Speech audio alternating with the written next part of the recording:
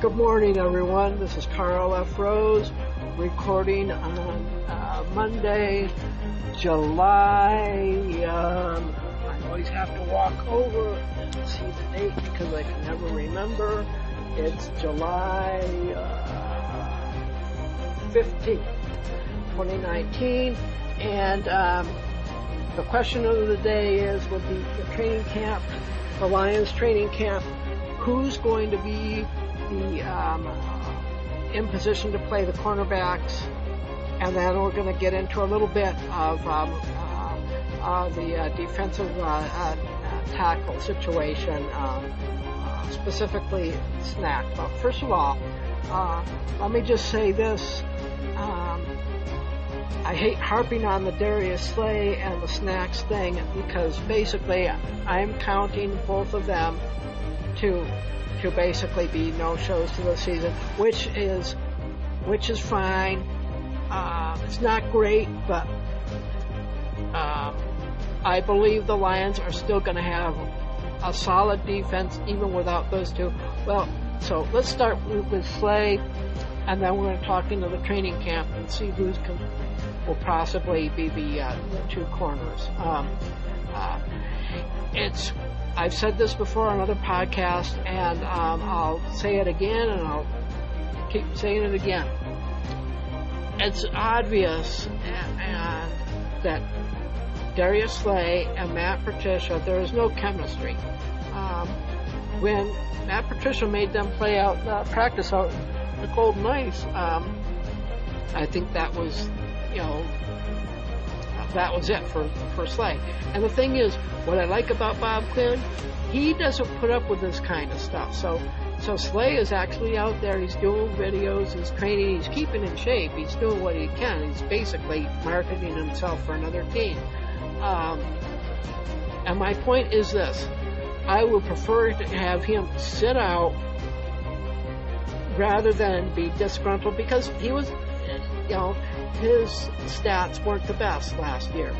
And if he's going to go into this year and still feeling miserable, well, guess what? He's not going to play his top game. So if him and Patricia are not getting along, then the Lions need to do something, because I'm sure, because I love Darius Slay. I would love him to be on the Lions team, but if the chemistry is wrong between him and Patricia, then it doesn't do the team any good. It doesn't do the player any good. It doesn't do anybody any good. So let the management sort it out, and if they can wheel and deal, and because they can actually get somebody very good who can fit into Patricia's system, a team that maybe there's another player on another team that's damn good, that can fit into the Patricia system. That would be great. So let's Slay sit out, and we'll just go from there. Patricia, like Patricia said, and I've said in other things, they asked him about the Slay and Snack, and he basically he said, look, we're dealing with what we have. He says, I can't coach anybody who's not here. And that's his job. His job is to get the players who are there ready for the upcoming season, period. So that's the way it is. So, okay, so with Slay out of the way, that's why they picked up the Justin Coleman, and that's why they've signed who they have. So let's look at the backs. There's probably other people out there that names on there that I'm forgetting, and please in the YouTube comments, in my comments below, if there's some people that I'm forgetting that might play there, please leave a comment and let me know. But I'm looking at Agnew, and from what I understand, Tease Tabor is improving, and he better improve. I think Tease Tabor will be better at safety, but I think Quinn is bound and determined to have him at corner. So We'll see where it goes, but he's just got to step it up, and he's got to step it up in a big way. I still like Agnew. I think Agnew's under the radar again, but he has to step it up. So we have, and then you throw in Coleman on one or the other sides. I think we'll be okay there. It's not great, but who wants a guy on the field who is not happy with the coaching styles, not happy with the coach, not happy with his pay? And it's going to lead to a disaster. So let's get the people out there who want to play, who aren't in the middle of a contract thing, who want to show the team that they can do what they can do. And that's why Agnew needs to step it up. That's why Tease Tabor needs to step it up. And then that's why Justin Coleman needs to prove that he came to the Lions, that the Lions made the right choice by getting him. So they all need to prove it, and that's going to be done in training camp. Okay?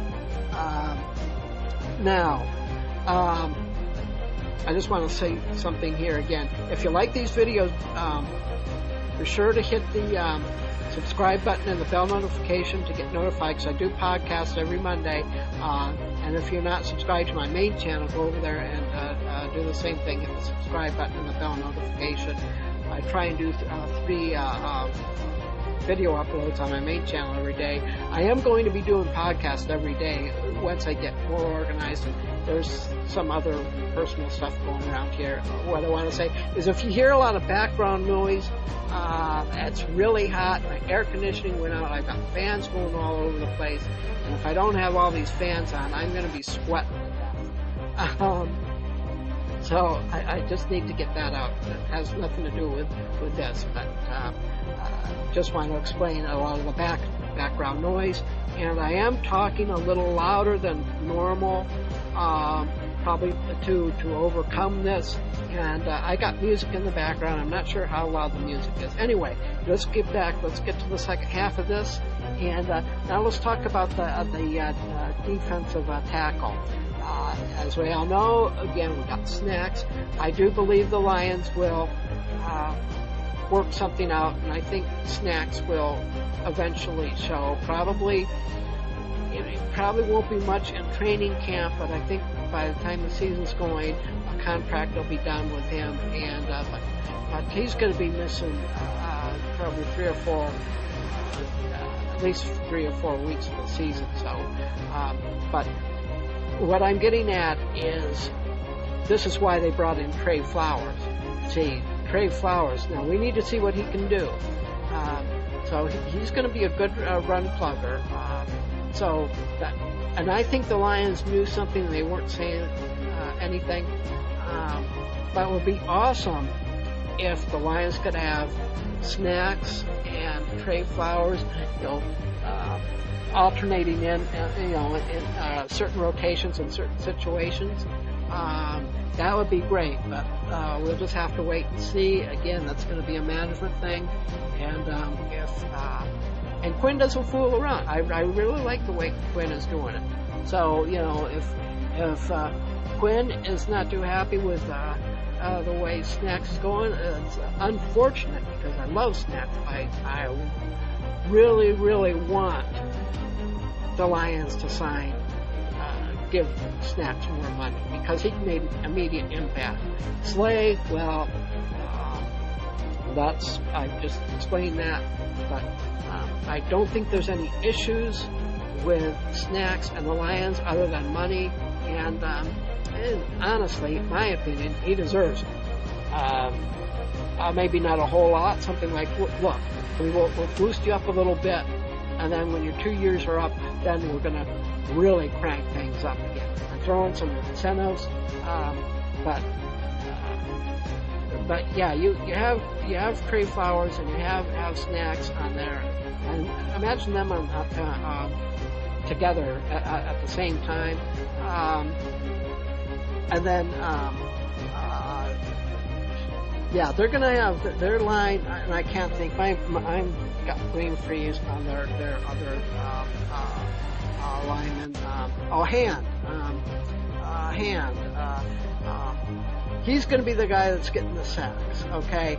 Flowers and Snacks aren't going to be, they're going to be plugging up the middle and stopping the run. That's pretty much their job. And I don't really expect the Lions this season to be heavy on getting the sacks, but I do believe they're going to be good at getting a lot of pressure on the quarterbacks, which, in my opinion, this is almost as good as a snack. I mean, because if you can rattle a cage, especially with a quarterback like Aaron Rodgers, you get them frustrated and flustered, they will make mistakes. Rodgers isn't perfect, and they can just really mess up Trubisky too. They play their cards right, and then the Vikings. Who knows who's their quarterback? I guess Cousins. And Cousins. I will say this. I think out of the 4 teams in the NFC North, Matthew Stafford is by far the best quarterback, and he just doesn't get the praises. He's the toughest quarterback. Hell, he had a broken back, playing with a broken back. You think Aaron Rodgers would play with a broken back? I don't think so. You think Kirk Cousins would play with a broken back? I don't think so. Trubisky? No. But Stafford, yes. And nobody knew it. I didn't know it. He certainly didn't play like it. I think, considering Matt Stafford's, and I'm going to finish off with the biggest glaring problem that I've been yelling about for years and years on the Lions. I think with Matt Stafford's situation, I think he's more determined than anything. With his wife battling cancer and all that, people are thinking, I know that the experts, so-called experts, the morons in the room, ESPN, CBS, ABC, NBC, Fox, all of them, they're going to throw this thing with Kelly Stafford on there, saying his mind is not in the game. Well, that's a load of crap. Matthew Stafford, when he gets on this field, he's there to play.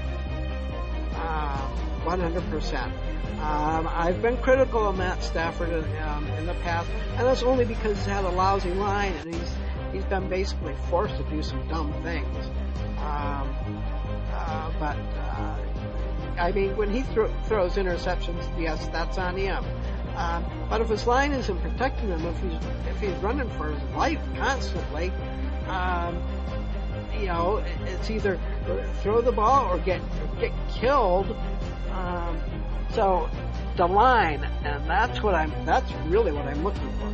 They really need to protect it, and that's why I think where Darrell comes in, they're going to run more. They're not going to be a run-first team. They're not going to be pounding the ball so much. I would like to see them more of a grinded-out team, but they're not going to do that. They're going to use the run so they can pass, which I think is going to work, as long as the line does their job. Now, the glaring problem is what the Lions really need and what they really haven't addressed is Matthew Stafford's back. I mean, they've got this, I can't even think of his name anymore. Well, they got rid of the Cook, Connor Cook. He must have been terrible. They got rid of him. So, they got this other guy, and so he's pretty good, but they really need a backup quarterback they can get on the cheap who can come in, take control of the team in the event that either Matthew Stafford has to take a leave because of his wife, if she turns for the worse. You've got to let him. If his wife goes, into a situation, you need to give the man some time to be with his wife if things turn ugly. So you got to prepare, and the Lions haven't done that. But if that happens, and Matthew Stafford is out with either an injury or with personal stuff, with what they've got right now, then you can kiss the season goodbye because it's going nowhere. They need a backup. They need a backup now, and they need a backup who can get in at a moment's notice and take control of the team and say, look, I'm the number 2 guy. Here's how we're going to do it. Let's get down the field and score. They don't have that. Matthew Stafford goes down, the whole team goes down. Basically, what I'm getting at is Matthew Stafford is the Lions, even though they are building around it. But he needs help. And that's just the way it is, and they really haven't addressed it. Maybe they will after the season is over. But that's an area that they have not done. It's an area that kind of bugs me. Anyway, as I said, if you like these videos, hit the subscribe button and the bell notification, and be sure to go to my main channel, do the same thing, and I will be doing more follow-ups, and stay tuned for those, and hit the card at the end for my, because I got playlists in there. I've got other stuff where I talk about the Lions, Tigers, and Pistons, and Red Wings. So that's it for this Monday. We will talk to you next week. Have a good day.